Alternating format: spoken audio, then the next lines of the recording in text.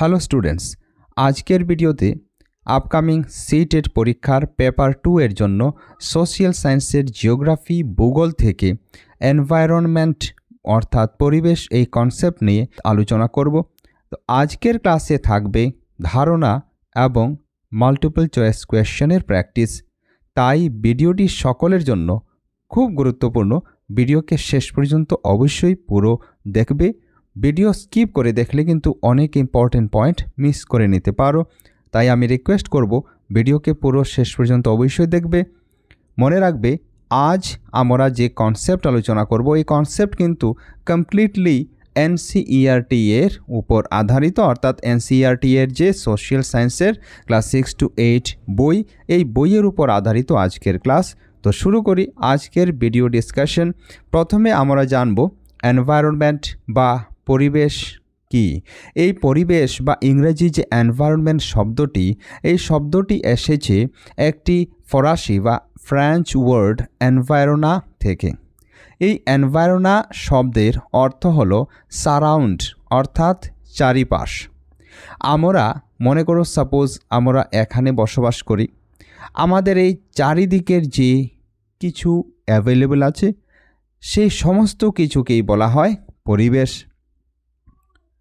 According to E.J. রস পরিবেশ নিয়ে কি বলেছেন দেখো। Environment is an external force which influences us. E.J. রস বলেছেন পরিবেশ এমন একটি বাহ্যিক ফোর্স বা ক্রিয়া বা শক্তি যা আমাদেরকে ইনফ্লুয়েন্স করে বা প্রভাবিত করে। তো আশা করি পরিবেশ শব্দ কোথা থেকে এসেছে, কোন ভাষা থেকে এসেছে, এর অর্থ কি তোমরা বুঝে নিতে পারলে। এবার পরবর্তী স্লাইডে আমরা জানব এনভায়রনমেন্ট এর সবচেয়ে ভালো বা সর্বজন গ্রাহ্য ডেফিনিশন কি। দেখো, all the things surrounding us is known as environment.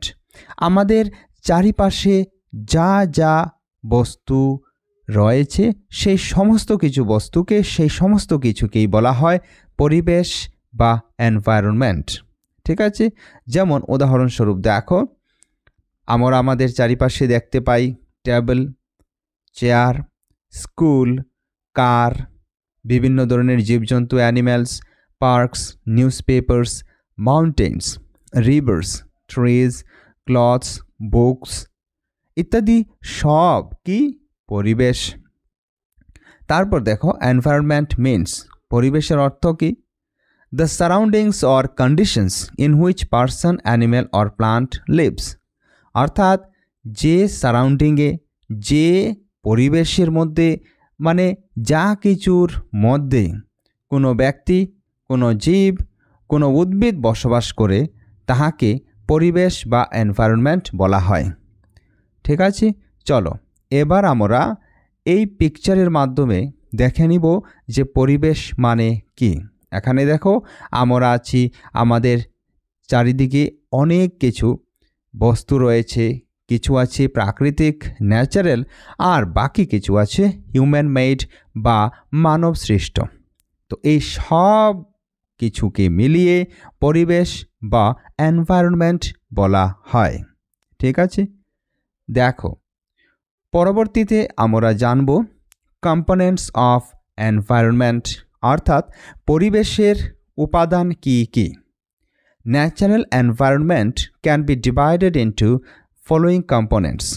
আমাদের যে প্রাকৃতিক পরিবেশ, এই প্রাকৃতিক পরিবেশকে দুটি ভাগে ভাগ করা যায়। অর্থাৎ প্রাকৃতিক পরিবেশের যে উপাদান, এই উপাদানগুলিকে দুটি ভাগে ভাগ করা যায়। এই উপাদানগুলি হলো বায়োটিক কম্পোনেন্ট বা বায়োটিক এলিমেন্ট। বায়োটিক এলিমেন্ট মানে জৈবিক উপাদান। জৈবিক উপাদান কি কি দেখো, যে সমস্ত প্রাণ বিশিষ্ট বস্তু, অর্থাৎ প্রাণী, মানব, মানুষ ইত্যাদি বায়োটিক কম্পোনেন্ট। যে সমস্ত জীবের প্রাণ আছে তারা হলো বায়োটিক কম্পোনেন্টের অন্তর্গত। অর্গানিজমস, মাইক্রো অর্গানিজমস, অ্যানিমেল সব কিছু। আর অ্যাবায়োটিক কম্পোনেন্ট হলো জড় পদার্থ, যে সমস্ত বস্তুর প্রাণ নাই। That is non living components or non living beings, যেমন সয়েল, মিনারেলস, কার্স, ইত্যাদি, টেবিল চেয়ার ইত্যাদি সব পরিবেশের অজৈব উপাদানের উদাহরণ। দেখো আমাদের অ্যাপ সহজ গুরুতে সিটেট পেপার 1 পেপার 2 এর জন্য ক্লাস চলছে। পেইড কোর্স, অল্প টাকা দিয়ে তোমাদের কোর্স কিনতে হবে। সম্পূর্ণ বাংলা ভাষায় আমরা সোশ্যাল সায়েন্স, এনভায়রনমেন্টাল স্টাডিজ বা ইবিএস অর্থাৎ যে পেপার্স রয়েছে, যে সাবজেক্টস রয়েছে পেপার 1 অ্যান্ড পেপার 2তে, যেমন সিডিপি, বেঙ্গলি, ইংলিশ, ঠিক আছে, এই সমস্ত কিছু সাবজেক্ট কিন্তু তোমরা 599 রুপিসে পেয়ে যেতে পারো। দেখার জন্য তুমি প্রথমে এই ভিডিও এর ডেসক্রিপশনে রয়েছে প্লে স্টোরের লিঙ্ক। এই প্লে স্টোরে গিয়ে তুমি আমাদের অ্যাপ্লিকেশন ইনস্টল করে চেক করে নিতে পারো যদি তোমার বাংলা ভাষায় কোর্স পারচেজ করতে হয়, কোর্সে নিজেকে এনরোল করতে হয়। ঠিক আছে, চলো তারপর এবার আমরা নেক্সট স্লাইডে জেনে নেব যে বায়োটিক বা লিভিং থিংস। যেখানে বায়োটিক শব্দ থাকবে তুমি মনে রাখবে লিভিং থিংসের কথা বলা হচ্ছে, জীবের কথা বলা হচ্ছে, উদ্ভিদের কথা বলা হচ্ছে যাদের প্রাণ আছে। ঠিক, আর অ্যাবায়োটিক যখন আমরা বলবো যে পরিবেশের অজৈবিক উপাদান বা অজৈব উপাদান, যেমন জল, তারপর সূর্য রশ্মি, তারপর এয়ার, সয়েল ইত্যাদি হলো অ্যাবায়োটিক বা নন লিভিং থিংস। এই দু ধরনের উপাদান মিলিয়েই পরিবেশ গঠিত। ঠিক আছে, তারপর দেখো নেক্সট কম্পোনেন্টস অফ এনভায়রনমেন্ট। এইমাত্র যে আমরা আলোচনা করলাম, তো পরিবেশের 3টি উপাদান রয়েছে। পরিবেশের 3টি উপাদান রয়েছে। The 3 types of components are first natural environment বা প্রাকৃতিক পরিবেশ বা প্রাকৃতিক উপাদান। তো প্রাকৃতিক উপাদান কি কি? যেমন ল্যান্ড, ভূমি, water, air, plants, animals comprise the natural environment. তো ন্যাচারাল এনভায়রনমেন্টের মধ্যে ভূমি, তারপর জীবজন্তু, উদ্ভিদ, বায়ু ইত্যাদি আছে। We are familiar with the meaning of lithosphere. আমরা লিথোস্ফিয়ার, হাইড্রোস্ফিয়ার, অ্যাটমসফিয়ার, বায়োস্ফিয়ারের আলোচনা করেছি। ঠিক আছে, তোমার যদি জানা না থাকে তাহলে ভিডিও দেখতে পারো এবং আগামী স্লাইডে আমি দেখিয়ে দেব। মনে রাখবে ওয়ার্ল্ড এনভায়রনমেন্ট ডে বা বিশ্ব পরিবেশ দিবস 5 জুন তারিখে পালন করা হয়। ঠিক আছে, আমাদের মধ্যে অনেকের জানা আছে, যাদের জানা নেই তারা অবশ্যই মনে রাখবে। তারপর এবার আমরা জানবো লিথোস্ফিয়ার মানে কি। দেখো লিথোস্ফিয়ার, এই লিথোস্ফিয়ার হলো it is the solid crust or the hard top layer of the earth. ভূপৃষ্ঠের যে শক্ত ভূখণ্ড ইহাকে বলা হয় lithosphere. It is made up of rocks and minerals and covered by a thin layer of soil. তো এই যে লিথোস্ফিয়ার, এই লিথোস্ফিয়ারের মধ্যে স্থলমণ্ডলের মধ্যে কী কী আছে? রক আছে, পাথর আছে, বিভিন্ন মিনারেলস আছে, খনিজ পদার্থ আছে এবং উপরে এক হালকা মৃত্তিকা বা মাটির আবরণ রয়েছে। ঠিক আছে, মনে রাখবে। তারপর দেখো it is an irregular surface with various landforms such as mountains, plateaus, plains, valleys etcetera. আর এই যে ভূপৃষ্ঠ, এই ভূপৃষ্ঠ কিন্তু সমান নয়। ভূপৃষ্ঠ ইরেগুলার এজন্যই বলা হয়েছে কেননা ভূপৃষ্ঠের কোনো স্থানে দেখবে সমভূমি রয়েছে, আবার কোনো স্থানে দেখবে পাহাড় রয়েছে, কোথাও নদী রয়েছে, কোথাও খুব ভালো মাটি রয়েছে যে মাটিতে চাষবাস করা যায়, কোথাও আবার বালু মাটি রয়েছে, কোথাও আবার মরুভূমি রয়েছে, কোথাও আবার মালভূমি রয়েছে, কোথাও আবার হিমবাহ রয়েছে ইত্যাদি বিভিন্ন ধরনের আমরা ভূঅবয়ব দেখতে পাই। সর্বদা এক সমান নয় মোট কথা। ল্যান্ডফর্মস are found over the continents and also on the ocean floors. আমরা ল্যান্ডফর্মস অর্থাৎ ভূমি কোথায় কোথায় দেখতে পাই? মহাদেশে ভূমি দেখতে পাই। তারপর আমরা মহাসাগরের তলদেশে ওশেন ফ্লোরসে কি দেখতে পাই? ভূমি দেখতে পাই। তারপর দেখো lithosphere is the domain that provides us forests. স্থলমণ্ডল হলো এমন এক ডোমেইন বা অংশ যেখানে আমরা জঙ্গল পাই, বনজ সম্পদ পাই, গ্রাসল্যান্ডস ঘাস বিশিষ্ট ভূমি পাই ফর গ্রেজিং, কেননা এই ঘাস বিশিষ্ট ভূমির মধ্যে জীবজন্তু চরে বা জীবজন্তু ঘাস খাদ্য হিসাবে গ্রহণ করে। ল্যান্ড ফর এগ্রিকালচার, আর কৃষিকার্যের জন্য আমরা ভূমি পাই, জমি পাই।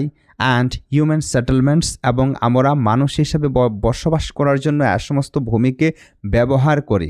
ইট is also a source of mineral wealth, এবং এই ভূমি থেকে বিভিন্ন খনিজ সম্পদ আহরণ করা হয়, আর এই খনিজ সম্পদ আহরণ করে মানব সমাজের উন্নয়নের জন্য কাজে লাগানো হয়। ঠিক আছে, চলো এবার পরবর্তীতে আমরা এই দেখো এই পিকচারের মাধ্যমে আমরা লিথোস্ফিয়ার স্থলমণ্ডলকে দেখতে পাবো। এই দেখো এই যে পিকচার, এখানে স্থলমণ্ডলকে দেখানো হয়েছে। ঠিক আছে, চলো এবার আমরা পরবর্তী স্লাইডে চলে যাব এবং এখানে আলোচনা করব যে জলমণ্ডল বা হাইড্রোস্ফিয়ার কি। The domain of water is refer to as hydrosphere, অর্থাৎ পৃথিবীর যে অংশ জল দ্বারা আবৃত তাহাকে হাইড্রোস্ফিয়ার বলা হয়। It comprises various sources of water and different types of water bodies like rivers, lakes, seas, oceans, etc. It is essential for all living organisms. তারপর দেখো এই যে জলমণ্ডল, এই যে হাইড্রোস্ফিয়ারের মধ্যে কী কী শামিল আছে। হাইড্রোস্ফিয়ারের মধ্যে বিভিন্ন জলের উৎস যেমন নদী, হ্রদ, সাগর, মহাসাগর ইত্যাদি শামিল রয়েছে। আর এই যে জলমণ্ডল বা হাইড্রোস্ফিয়ার, ইহা সমস্ত জীবের জন্য, প্রাণীর জন্য খুব গুরুত্বপূর্ণ। কেননা আমরা কি জল ছাড়া বেঁচে থাকতে পারি? অবশ্যই না। ঠিক আছে, তারপর এখানে যে নিচে ছবি রয়েছে, এই ছবি হলো হাইড্রোস্ফিয়ার বা জলমণ্ডলের এক্সাম্পল। এবার দেখো নেক্সট আমরা জানবো দি অ্যাটমসফিয়ার। পৃথিবীর এই যে ভূপৃষ্ঠ, মনে করো এরকম ভূপৃষ্ঠ, ঠিক আছে, আপ ডাউন থাকে। এই ভূপৃষ্ঠের উপরিভাগে এখানে আমরা মাটির উপর বসবাস করি, জীবজন্তু, উদ্ভিদ। তো এই পৃথিবীর উপরিভাগে এই দেখো এরকম এক গ্যাসিয়াস লেয়ার বা এক গ্যাসিয়াস আবরণ আমাদেরকে বেষ্টন করে আছে। এই যে বায়বীয় বা বায়ুর আবরণ, এই আবরণকে অ্যাটমসফিয়ার বা বায়ুমণ্ডল বলা হয়। আশা করি বায়ুমণ্ডল কি তোমরা সেটা বুঝে গেলে। চলো ইংরেজি তার ডেফিনেশনটা দেখে নেই। It is the thin layer of air that surrounds the earth. পৃথিবীকে যে সারাউন্ড করে, ঘেরে বা বেষ্টিত করে রেখে আছে যে বায়ুর হালকা আবরণ, ইহাকে অ্যাটমসফিয়ার বলা হয়। The gravitational force of the earth holds the atmosphere around it. আর পৃথিবীর যে মাধ্যাকর্ষণ শক্তি, এই মাধ্যাকর্ষণ শক্তি এই আবরণকে নিজের দিকে ক্যাপচার করে বা আকর্ষণ করে রেখেছে। It protects us. এই বায়ুর আবরণ বা বায়ুমণ্ডল আমাদেরকে রক্ষা করে from the harmful rays and scorching heat of the sun. সূর্যের খুব খারাপ অতিবেগুনি রশ্মি এবং প্রচণ্ড গরম থেকে আমাদেরকে রক্ষা করে এই আবরণ বা বায়ুমণ্ডল। It consists of a number of gases. এই বায়ুমণ্ডলের মধ্যে কিন্তু বেশ কতগুলি গ্যাস রয়েছে। ডাস্ট, আরও বিভিন্ন ধরনের ডাস্ট রয়েছে, গুঁড়ো রয়েছে, ধূলিকণা রয়েছে। অ্যান্ড ওয়াটার ভ্যাপার, এবং রয়েছে জলীয় বাষ্প। The changes in the atmosphere produce changes in the weather and climate. আর বায়ুমণ্ডলের মধ্যে যখন পরিবর্তন হয়, তখন বায়ুমণ্ডলের এই পরিবর্তনের ফলস্বরূপ ওয়েদার বা আবহাওয়া এবং জলবায়ুর মধ্যে পরিবর্তন দেখা যায়। ঠিক আছে, এবার আমরা এই দেখো নেক্সট স্লাইডে অ্যাটমসফিয়ারের যে লেভেল বা যে লেয়ার্স রয়েছে, এই লেয়ারগুলি এখানে দেওয়া রয়েছে। দেখো আমাদের যে বায়ুমণ্ডল বা অ্যাটমসফিয়ার, এই বায়ুমণ্ডলকে 5টি স্তরে ভাগ করা হয়েছে। এই 5টি স্তর কী কী? প্রথম হলো ট্রপোস্ফিয়ার, তারপর স্ট্র্যাটোস্ফিয়ার। এই ট্রপোস্ফিয়ার আর স্ট্র্যাটোস্ফিয়ারের মধ্যে রয়েছে বায়ুর আরও এক খুব গুরুত্বপূর্ণ লেয়ার, যাকে ওজোন লেয়ার বলা হয়, ওজোন স্তর বলা হয়। তারপর উপরের দিকে যখন আমরা চলে যাব তখন পাবো মেসোস্ফিয়ার। মেসোস্ফিয়ার এর পর আমরা পাবো থার্মোস্ফিয়ার। ঠিক, থার্মোস্ফিয়ারের পর সব উপরে যে মণ্ডল বা যে আবরণ রয়েছে এটাকে এক্সোস্ফিয়ার বলা হয়।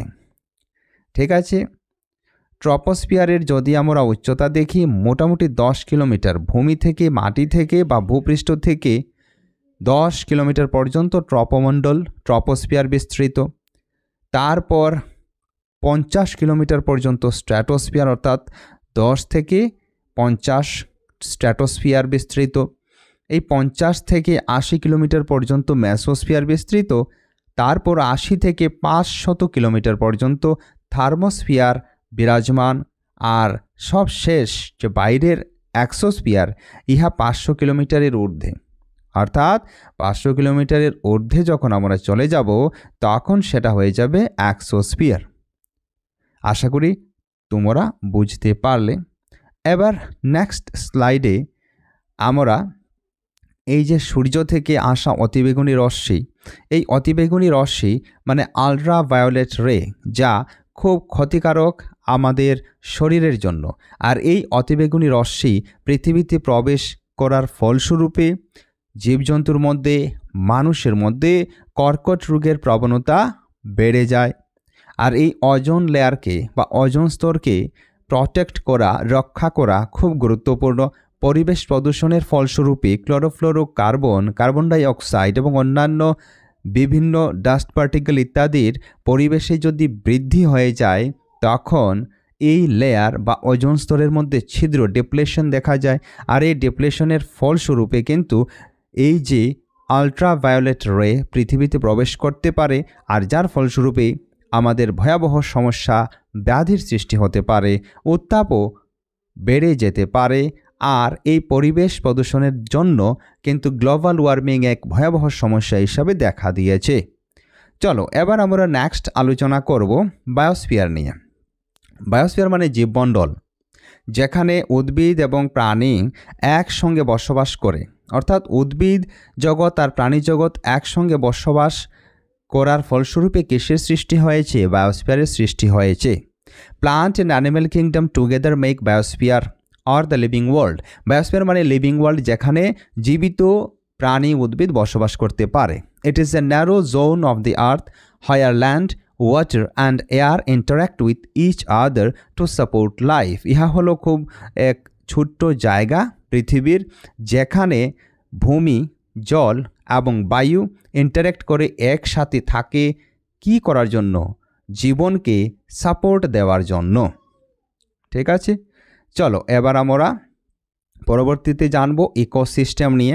What is ecosystem? মনে রাখবে এই যে ইকোসিস্টেম টার্ম, এই ইকোসিস্টেম টার্মটি সর্বপ্রথম আবিষ্কার করেছিলেন বা প্রয়োগ করেছিলেন A.G. টান্সলে নামক বোটানিস্ট 1935 খ্রিস্টাব্দে।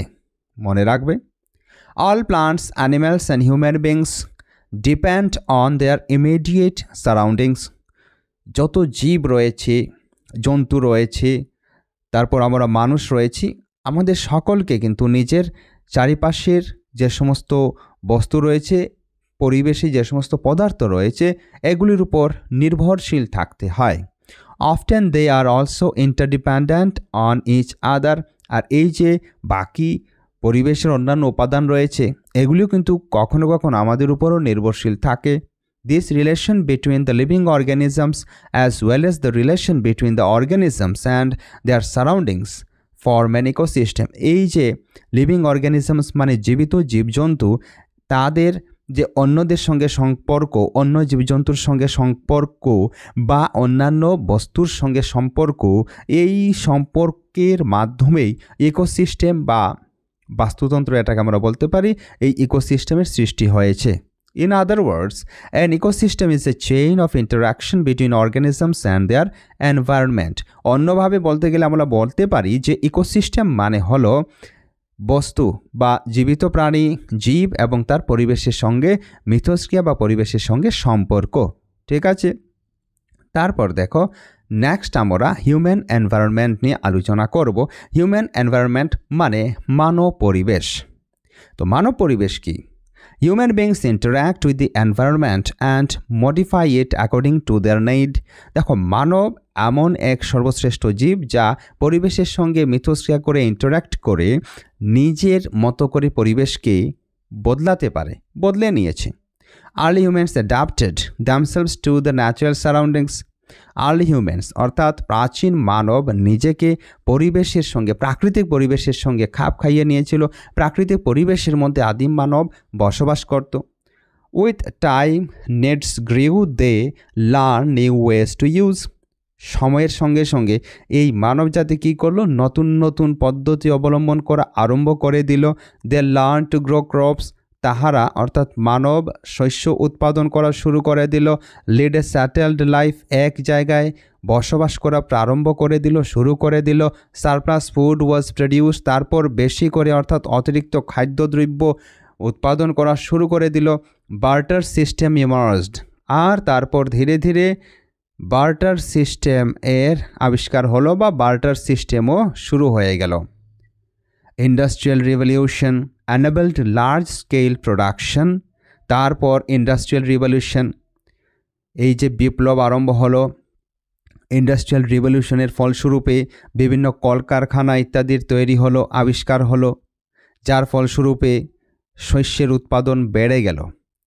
আর এর ফলস্বরূপে তখন মুদ্রা ছিল না, মুদ্রা না থাকার জন্য জিনিস দিয়ে জিনিস অর্থাৎ বস্তুর সঙ্গে যে অদল বদল করে নেওয়া, এটাকে বার্টার সিস্টেম বা বিনিময় প্রথা বলা হয়।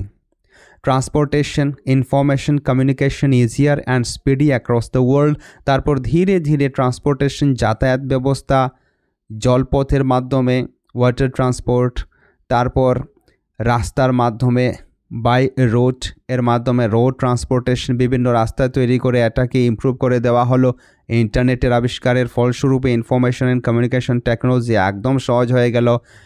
1 মিনিটে আমরা আমেরিকার খবর পেয়ে যাই, নিউজিল্যান্ডে কী হয়েছে সেটা জেনে যাই। ঠিক আছে, তো এভাবে মানব সমাজের রিভলিউশন ঘটে গেল। বার্টার সিস্টেম, দেখো বার্টার সিস্টেম একটা বিজনেস স্ট্র্যাটেজি বা বিনিময় প্রথা কি, একটা ব্যবসা বা বিনিময় করার বিজনেস করার মাধ্যম, যেখানে টাকা থাকে না, মুদ্রা থাকে না। এই মুদ্রা না থাকার জন্য যখন আমরা জিনিসের বিনিময়ে এক জিনিসের বিনিময়ে অন্য এক জিনিস অন্যের কাছ থেকে নেব, তখন এটাকে বার্টার সিস্টেম বা বিনিময় প্রথা বলা হয়। ঠিক আছে, চলো এখানে যে পিকচারের মাধ্যমে দেখা যাচ্ছে, এই দেখো এখানে পিকচারকে ভালো করে দেখলে আমরা বুঝতে পারবো যে বার্টার সিস্টেমে কিভাবে একে অন্যের কাছ থেকে পণ্য সামগ্রী বদল করে নিত। ঠিক আছে, আর হ্যাঁ মনে রাখবে আমাদের যে কোর্স সহজগুরু অ্যাপের মাধ্যমে আমরা লঞ্চ করে দিয়েছি, এই কোর্সের মধ্যে তোমরা লাইভ ক্লাস পাবে, ডাউট ক্লিয়ারিং সেশন পাবে, এরই সাথে তোমরা পেয়ে যাবে ফুল লেংথ মক টেস্টস। এই ফুল লেংথ মক টেস্টসের মাধ্যমে তোমরা পুরো 150 নম্বরের মক টেস্ট অ্যাটেম্প করতে পারবে।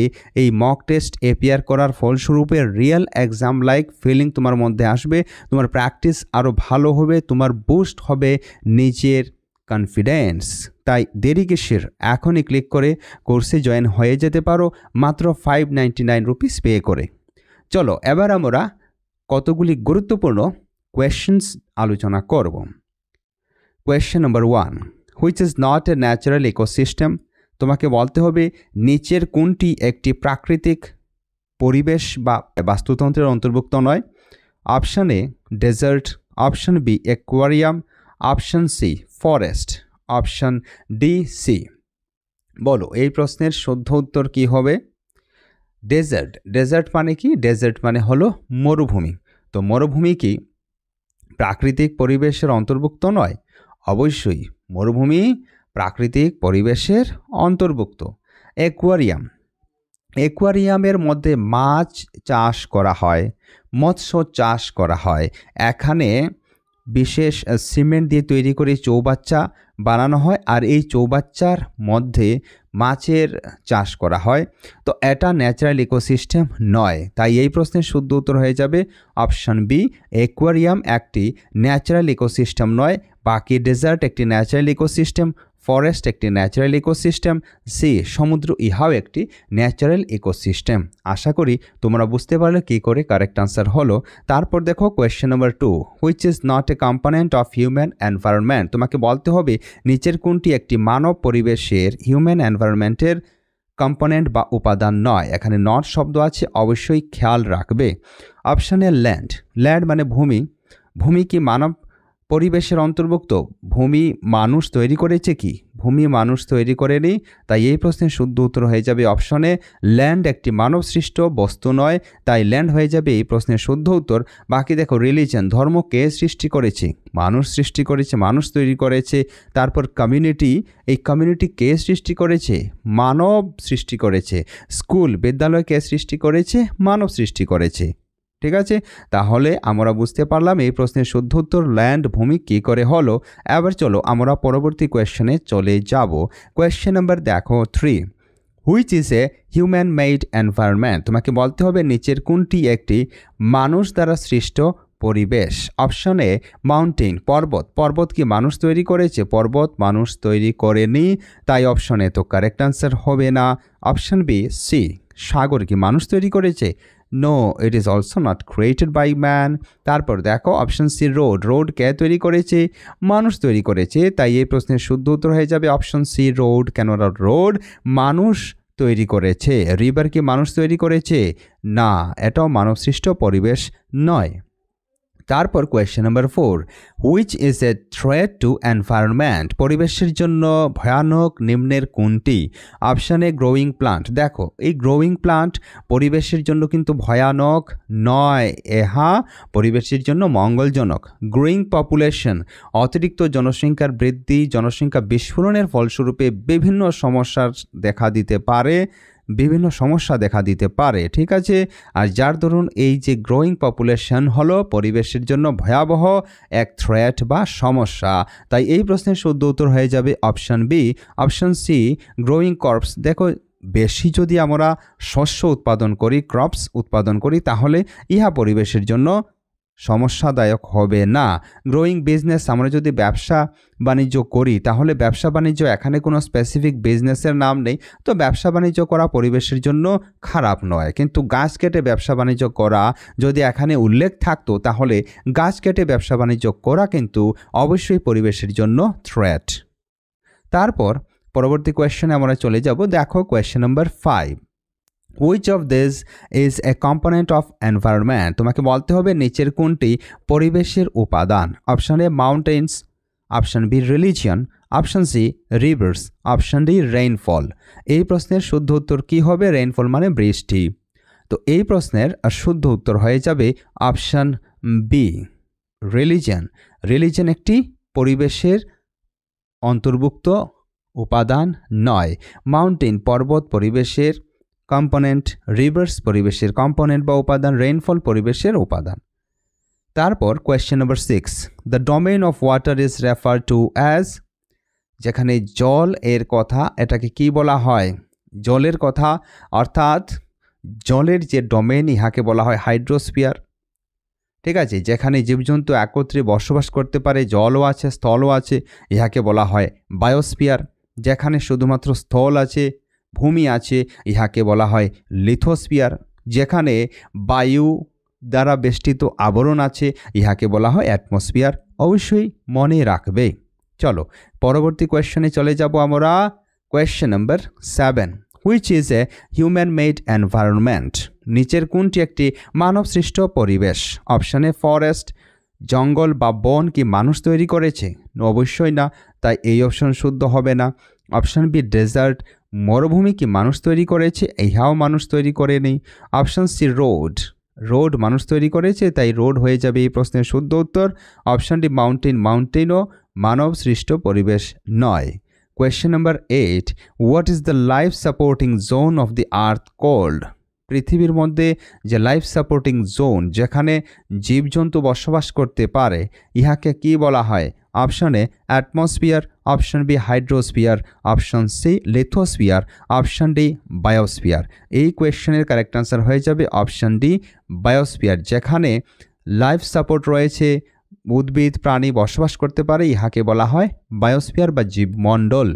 তারপর question number 9, which is not a natural ecosystem. তোমাকে বলতে হবে নিচের কোনটি একটি ন্যাচারাল ইকোসিস্টেম নয়। এই কোয়েশ্চেনটি রিপিট হয়ে গিয়েছে, তো এই কোয়েশ্চেনের কারেক্ট আনসার হয়ে যাবে অপশন বি। তারপর question number 10, plant and animal kingdom together make. Plant অর্থাৎ উদ্ভিদ এবং প্রাণীকুল, উদ্ভিদকুল প্রাণীকুল মিলে কিসের সৃষ্টি করেছে? বায়োস্ফিয়ারের সৃষ্টি করেছে, জীবমণ্ডলের সৃষ্টি করেছে। তাই এই কোয়েশ্চেনের কারেক্ট আনসার হয়ে যাবে option C. Question number 11, dash or on dash every year World Environment Day is celebrated? কখন বিশ্ব পরিবেশ দিবস পালিত হয়? এই প্রশ্নের কারেক্ট আনসার হয়ে যাবে option A, on 5th June every year World Environment Day is celebrated. আমরা জানি যে 5 জুন তারিখে বিশ্ব পরিবেশ দিবস পালিত হয়। Question number 12, which of the following is the biotic component? নিচের কোনটি একটি জৈবিক উপাদান? আমরা আলোচনা করে এসেছি যে পরিবেশের উপাদান হলো দু ধরনের বা দুই ভাগে বিভক্ত। একটি হলো বায়োটিক কম্পোনেন্ট জৈবিক উপাদান এবং অপরটি হলো অজৈবিক বা অ্যাবায়োটিক কম্পোনেন্ট। যে সমস্ত প্রাণহীন বস্তু রয়েছে পরিবেশে ইহা হলো অ্যাবায়োটিক কম্পোনেন্ট এবং প্রাণী উদ্ভিদ হলো biotic component. Option A air, option B water, option C plants, option D soil. The correct answer of this question is option C, plants. Plants হলো biotic components. তারপর question number 13.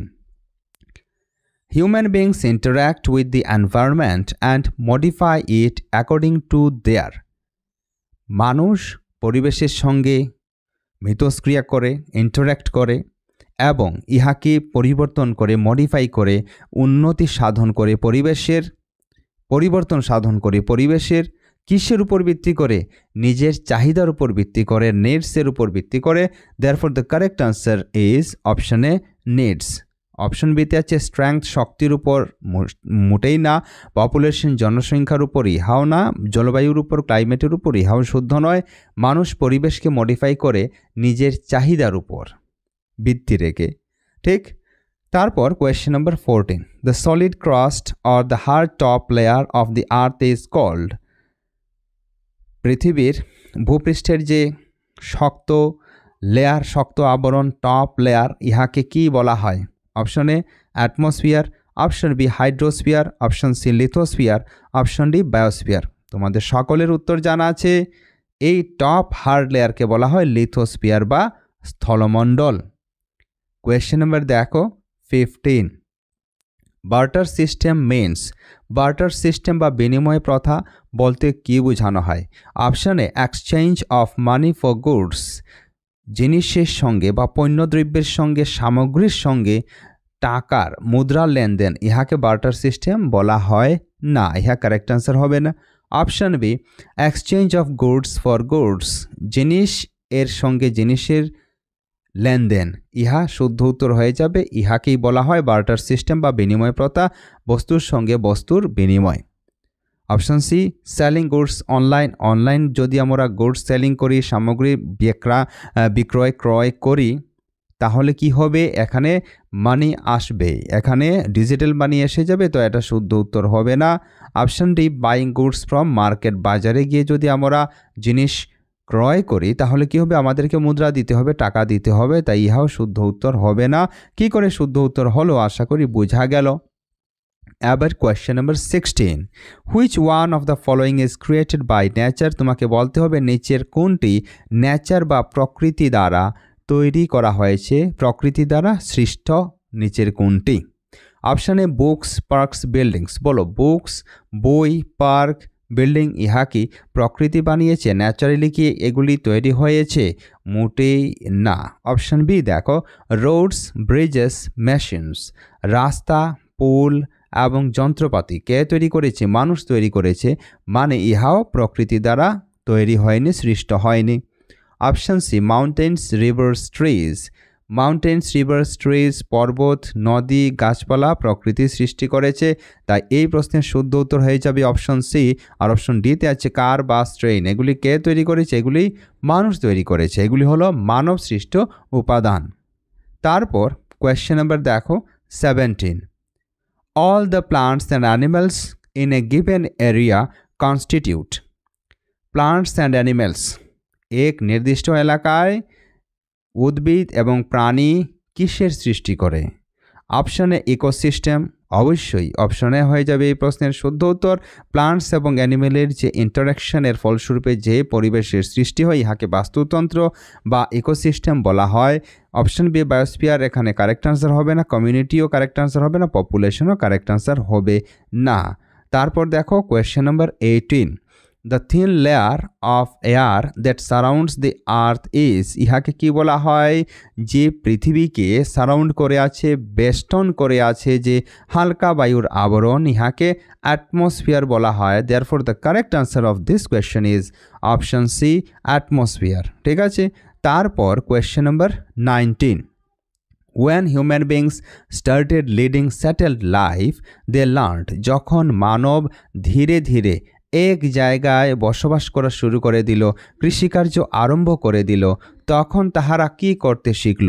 অপশনে হান্টিং, তাহারাকে শিকার করতে শিখল, মোটেই না, শিকার করা তারা বন্ধ করে নিজের মতো করে ক্রিয়াকর্ম আরম্ভ করে দিল, কৃষিকার্য আরম্ভ করে দিল, গৃহপালিত জন্তু রাখা শুরু করে দিল। Option B to live in the caves, তারা কি গুহায় থাকা আরম্ভ করে দিল? না, তখন তারা মানুষ গুহায় থাকা আরম্ভ করেনি, গুহায় থাকা ত্যাগ করে তারা নিজে ঘর বাড়ি তৈরি করে বসবাস করা আরম্ভ করে দিল। Option C to make fire, তাহারা কি আগুন তৈরি করা শিখে নিল? আগুন অবশ্যই তৈরি করেছে এর অনেক পূর্বে, তো আগুন তৈরি করে শিখে নিল, এটা কারেক্ট হবে না। Option D to grow crops and domesticate animals, মানে এখানে আর অ্যানিমেল লেখা নেই, অর্থাৎ ইহাই হবে শুদ্ধ উত্তর। কেননা স্যাটেল লাইফ, যখন তারা এক জায়গায় বসবাস করা আরম্ভ করে দিল তখন তাহারা শস্য উৎপাদন করা শিখে নিল এবং উদ্ভিদ প্রাণীকে, বিশেষ করে প্রাণীকে যেমন গরু, ঘোড়া, কুকুর ইত্যাদি প্রাণীকে তারা টেম করা শুরু করে দিল, অর্থাৎ বাড়িতে রাখা শুরু করে দিল। ঠিক আছে। তারপর দেখো question number 20 and this is the last question of today's video, which is the best example of interdependence between biotic and abiotic components, জৈবিক উপাদান এবং অজৈবিক উপাদানের মধ্যে নিচের কোনটি একে অপরের উপর নির্ভরশীল থাকার উদাহরণ? একে অপরের উপর নির্ভরশীল থাকার উদাহরণ। অপশনে এয়ার অ্যান্ড ওয়াটার, বায়ু এবং জল, ইহা কারেক্ট আনসার হবে না, বায়ু জল একে অন্যের উপর নির্ভরশীল নয়। Option B plants using sunlight, জীব জন্তু কী করে সানলাইট ইউজ করে, একইভাবে উদ্ভিদও কী করে সানলাইট ইউজ করে পাতার মধ্যে ওরা খাদ্য তৈরি করে। ওয়াটার, জল ইউজ করে, অবশ্যই ইউজ করে। And carbon dioxide to make food, yes this is the right answer. উদ্ভিদ কী করে কার্বন ডাইঅক্সাইড, জল, সূর্যরশ্মি মিলিয়ে ওরা নিজের খাদ্য পাতায় সৃষ্টি করে। আর আমরা কী করি? আমরা উদ্ভিদের কাছ থেকে খাদ্য গ্রহণ করি এবং আমরা প্রশ্বাসে কি ত্যাগ করি? আমরা কি ছেড়ে দেই? কার্বন ডাইঅক্সাইড ছেড়ে দেই, যে কার্বন ডাইঅক্সাইড কিসের জন্য কাজে লাগে? সালোক সংশ্লেষণে কাজে লাগে। ঠিক আছে, তাই বি হয়ে যাবে এই কোয়েশ্চেনের correct answer. Option C soil and minerals, এটা কারেক্ট আনসার হবে না। Option D humans and animals, এটাও কারেক্ট আনসার হবে না। তো কী করে কারেক্ট আনসার হলো আশা করি তোমরা গ্যাস করতে পারলে। এ ধরনের আরও ভিডিও পেতে তোমরা অবশ্যই কিন্তু সাবস্ক্রাইব করে রাখবে চ্যানেলকে। আজকের ভিডিও এ পর্যন্তই। তোমরা অবশ্যই আমাদের কোর্সে এনরোল হয়ে যেতে পারো সম্পূর্ণ বাংলা ভাষায়, এ ধরনের পিডিএফ নোট পাওয়ার জন্য, মক টেস্ট পাওয়ার জন্য, লাইভ ক্লাস পাওয়ার জন্য। ঠিক আছে, তো পরবর্তী ভিডিওতে অন্য টপিক নিয়ে কথা হবে। ততক্ষণ পর্যন্ত তোমরা পড়াশোনা করতে থাকো। নমস্কার, জয় হিন্দ।